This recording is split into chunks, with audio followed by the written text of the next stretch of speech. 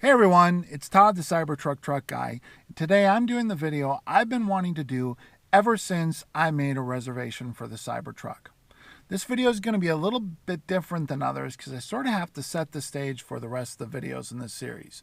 Now don't worry, in my future videos I will be doing deep dives into all the different features of using the Cybertruck as an adventure vehicle. In this video, however, I'm going to explain why adventure travel is so important to me, how it's affected my vehicle choices, and why I think adventure travel will be such an important element of the Cybertruck ownership experience. At the end, I'm going to have a special announcement that I think will kind of tie all this together. Okay, let's talk about what I mean when I say adventure travel. Basically, I'm talking about any kind of driving that happens outside of a paved surface. And I'm really focused on those kinds of travel that are limited to street legal trucks, cars, and SUVs. Now, we're not just going to be traveling on dirt and gravel. We're talking about rocks, snow, creeks, rivers, mud, sand. Just saying that list kind of gets me excited. So I'm also talking about what happens when we're not actually traveling. The camping, the sleeping, the cooking. Sometimes the most memorable moments are things that happen when we're not actually moving. Now let me go back a little bit. For the first 46 years of my life, the amount of time that I spent on non-paved surfaces was pretty limited. Usually it was an occasional camping trip or a detour or a shortcut, but it was always just a means to an end. A handful of times I tried to take my F-250 pickup truck off-road, but the experience was so uncomfortable because of how stiff my suspension was that it really limited my interest in doing any kind of hardcore off-road driving. That truck is great for towing large loads and for plowing snow, but everything that makes it really good as a work truck makes it really bad as an off-road vehicle. That stiff suspension ends up thrashing me around like a rag doll. So then, at the age of 46, with my kids mostly grown, I got the wild idea that I was going to get into something called adventure motorcycling. I've been an avid motorcycle rider when I was younger, but my wife lost a cousin to a motorcycle accident. So when we got married, she basically said, if we're going to have kids, you're not riding the motorcycle. So that part of my recreational life got put on hold. The weird thing is, I never actually rode any kind of motorcycles off-road, but somehow in my mind, I had this idea that I imagined me going off on these great journeys with the motorcycle. So it was really appealing to me, and I just took the plunge and bought it. If you can imagine, an adventure motorcycle is what you get when you combine a dirt bike with a large touring motorcycle. They're designed to be relatively comfortable on-road and relatively capable off pavement. Anyway, one of the advantages of the kind of class of motorcycle I got is compared to a dirt bike, they're heavier, but they're much more fast and powerful. And that kind of ended up being an important aspect in my evolution as an adventure travel enthusiast. You see, I originally imagined going off in the back roads of Colorado on these steep, rocky trails. My imaginary adventures were epic, but there were two problems with my imaginary adventures. The first problem is it turns out to ride a large motorcycle on technical terrain, you actually need skill, of which I had none. And secondly, I live 12 hours away from the kind of roads I dreamed of riding on. I live in Kansas, a place that's actually renowned for its boring terrain. All right, I think this is how you know you're in Kansas. This is how you know you're in Kansas. Grass pathway, grass pathway, grass pathway, and a street sign. Incredible. For a while, I had wondered if I had made the wrong decision, but I guess I just decided to make the best of it. So I would take my motorcycle out on a regular basis on the straight grid-like gravel roads we have a lot of here in the Midwest.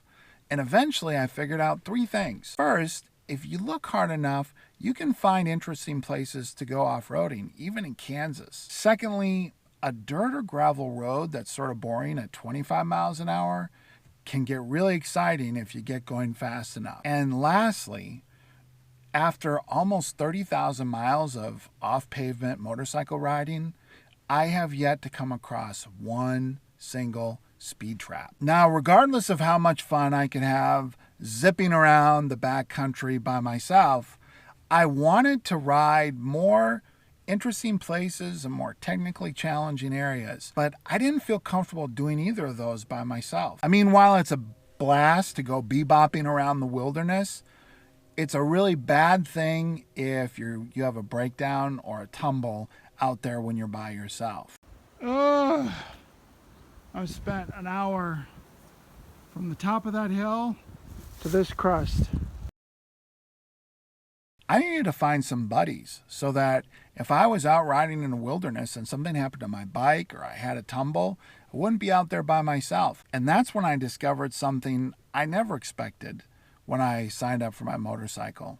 And that was a community. Through some online forums that cater to the adventure motorcycling community, I managed to find some people that let me tag along on some local rides. And then that turned into a situation where I got to tag along on some rides down in the Ozarks of Missouri and Arkansas. And then that turned into letting me tag along on one of those imaginary trips last year out into the Rocky Mountains of Colorado. So let me introduce you to Andy and Larry. Andy is the one who invited me originally to tag along that day, and he just happened to invite Larry on that same day. Andy had been riding off-road motorcycles for 3 years. Larry had been riding off-road for 30 years. Somehow our little group managed to tolerate my poor skills and slow speed and ended up riding again and again and again. And we kind of became friends. Andy helped me change my first flat tire on the road, and Larry let me come over to a shop so I could learn how to do it on my own. Together they helped to encourage me to push my skill level, and then they were there when my skill level ended up either leaving me or my motorcycle or both of us on the ground. I gotta be honest, it's probably been 20 years since I made a friend. It's not something, as we grow older, that happens very easily. And making friends at my age isn't easy or intentional. It kind of turns out you need a reason to hang out, but you also need more than a reason to hang out. You need something that sort of forces you to tackle challenges and solve problems, and then you need a situation where you can hang around and drink a beer afterwards. It turns out that adventure travel is perfect on both counts. All that said, as much as I love riding adventure motorcycles in the backcountry, there is one big frustration. And that's I can't share my enthusiasm for adventure travel with anyone who doesn't have the right kind of bike or the right kind of skills. And that limits who I can share that passion with. To be able to share my passion for adventure travel with other friends and family, I needed an adventure vehicle that was comfortable enough and safe enough to easily bring a passenger along with me for the ride.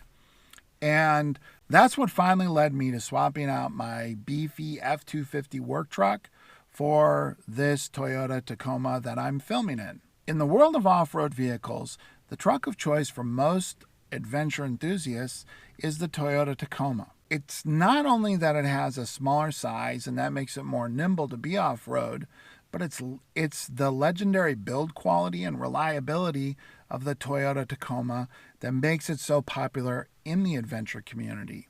And then, because it's been in that position for so long, it has the most aftermarket upgrade options that you can get for a truck. Unfortunately, all those pros that make it great for off-pavement means you have to make some compromises for the rest of its uses in your life.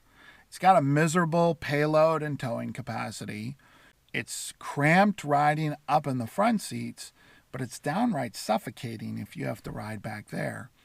And compared to a full-size pickup, it's pretty small, but it still only gets 15 to 19 miles per gallon. The other problem with my Tacoma is it's just a starting point. Don't get me wrong, it's a very capable starting point. Last year I had the ability to take it out to Colorado, and it was able to tackle tougher terrain than my wife's off-road Tundra and do it more gracefully and with more agility, but it was no comparison to the heavily modified trucks that were out there. To turn this into a truly magnificent off-road beast, I'd have to spend at least another $15,000. Suspension, armor, tires, a rack system. That's the basics if you want to tackle the gnarly stuff. That said, all the experience I'd gained from off-road motorcycling had taught me a skill I didn't even really know would be transferable.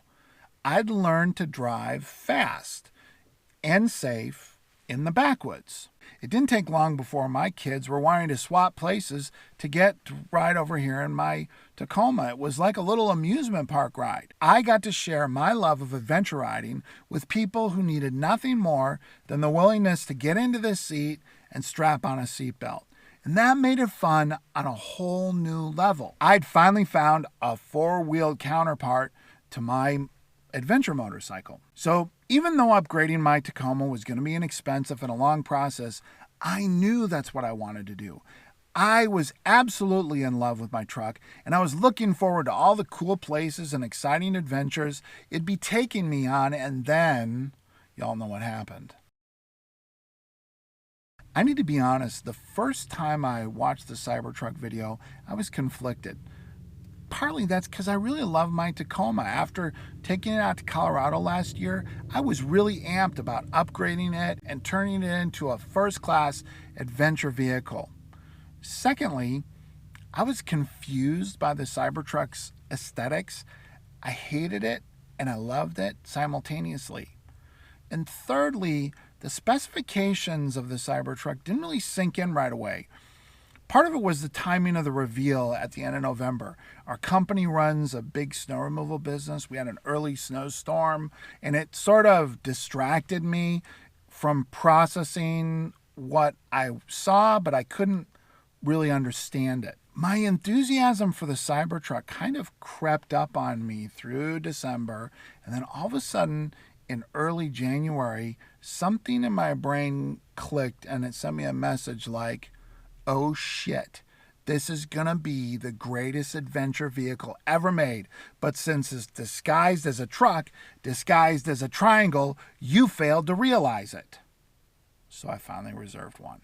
I've come to realize that the Cybertruck will be faster and safer than my motorcycle, more comfortable and capable than my Tacoma, and have all the space and utility of my Ford F-250 that I had before it. Anyone who takes the time to learn some basic off-road driving skills will discover that owning the Cybertruck is like having an on-demand amusement park sitting in their driveway. It's going to take us to new places. It's going to connect us to new people, and it's going to do it at pennies per mile. Owning a Cybertruck will be an open invitation to go on the ultimate adventure anytime you like. So now all of that leads me to my announcement. I've decided I'm going to be organizing a Cybertruck adventure rally in the summer of 2022, probably in Colorado. It's going to be open to all Cybertruck owners and reservation holders that have off-road capable vehicles. My goal is that it'll be fun for experienced off-roaders, but it'll also be a welcoming place for those who are trying off-roading for the first time. I want everyone who owns a Cybertruck to have a friendly place to experience off-roading, and I want every off-road enthusiast to become a Cybertruck owner. Because of that, I realized one way I could work towards those goals is to organize a little get-together where we could have some fun, tackle some tough challenges, and then at the end grab a beer when we're done. If the first one goes okay, hopefully we'll do it every year. I'll provide more information as plans take shape. Finally, I'm really trying to get to 1,000 subscribers. So it would mean a lot to me if you're not already a subscriber, if you go ahead and hit that subscribe button. I also read every comment, so please leave a comment if you have suggestions about video ideas, or even if you just want to compliment me on the videos. Everyone's a sucker for a compliment. Okay, thanks for watching. We'll catch you next week.